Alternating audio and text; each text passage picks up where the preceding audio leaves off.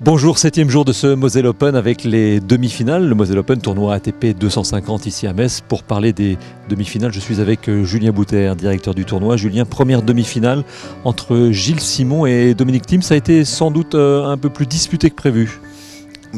Gilles Simon, c'est quand même un stratège sur le circuit et à chaque fois quand il joue des petits jeunes, automatiquement il a un avantage, c'est son sens tactique, la connaissance du jeu, connaissance de ses adversaires et puis en plus la connaissance du terrain parce que ça fait plusieurs années qu'il vient très régulièrement, il a gagné les titres ici, donc il a ses repères. Et en face de lui, un jeune qui faisait son premier tournoi indoor de la saison et donc qui était peut-être aussi par moments manque de repères, mais voilà, j'ai pas mal discuté après son match avec Gilles.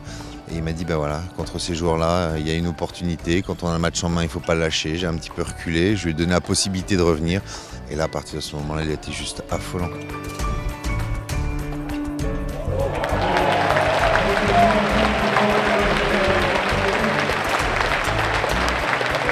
Je propose qu'on écoute justement Gilles Simon et Dominic Thiem, et ça tombe bien puisque Gilles Simon dit à peu près la même chose que Julien Bouter. Il fait même des onomatopées, des bruits pour qualifier le niveau de jeu de son adversaire du jour. Il a été très bon, je crois que Dominic a réussi à vraiment tout laisser partir sur la fin. Il y a 5-3, 30 il envoie 2 coups droits de malade. Ça je peux dire, mais voilà, parce qu'après il est dans cette zone-là. Il n'y a plus grand chose à faire, quoi. It's a good year, I mean. It's a dream to play in 5 finals, or I think 6. So, yeah, I never expected it, and yeah, finals it's also always something really special. La deuxième demi-finale entre la tête de série numéro 3, Lucas Pouille, et tête de série numéro 2, David Goffin, a été un peu plus rapide. On est peut-être un peu déçu par ce que David Goffin a mis sur le court aujourd'hui. Là, on sentait peut-être un tout petit manque de confiance chez Goffin parce que tactiquement, je pense qu'il pouvait un petit peu mieux juger et gérer ce match.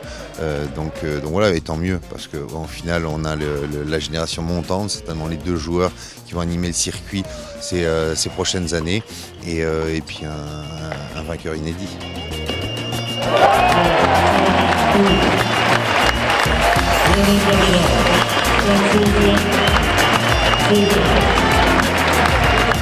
Alors on écoute, avant de parler de la finale, les 2 derniers demi-finalistes. David Goffin qui est finalement pas aussi déçu que ça de sa semaine et qui retrouve de la confiance pour la fin de saison, et évidemment Lucas Pouille. Je retrouve petit à petit mon meilleur niveau. Je pense qu'il y a eu vraiment du positif et des bonnes choses ici cette semaine. Après la Coupe Davis, ça m'a fait encore quelques matchs, donc directement demain je vais partir pour Shenzhen et je vais essayer de remettre ça et de refaire encore la même chose, de continuer pour vraiment essayer de monter crescendo dans cette fin de saison. Déjà c'est après l'US Open, après la Coupe Davis où on était beaucoup de déceptions, donc là ça me redonne le sourire. Et voilà, je pense que c'est dans la continuité de tous les résultats que j'ai eu ces derniers temps et en plus c'est en France. En France, j'ai pas joué énormément en France, j'en ai pas fait beaucoup. Et donc voilà, première fois que je suis dans les 4 premières têtes de série et je suis en finale, c'est génial. Et évidemment le pronostic, comme chaque année, Pouille, Thiem, déjà c'est une belle finale, c'est presque la finale rêvée. Oui, c'est la finale rêvée parce que on a 2 joueurs qui vont animer le circuit ces prochaines années. Ils sortent d'une saison incroyable où ils ont chacun des victoires importantes, des quarts, des demi en Grand Chelem. Et automatiquement pour les fans de tennis et pour l'intérêt de la finale, avoir la tête de série numéro 1, la tête de série numéro 2 et un Français pour donner encore un petit peu plus d'émotion et d'ambiance, c'est effectivement la finale rêvée.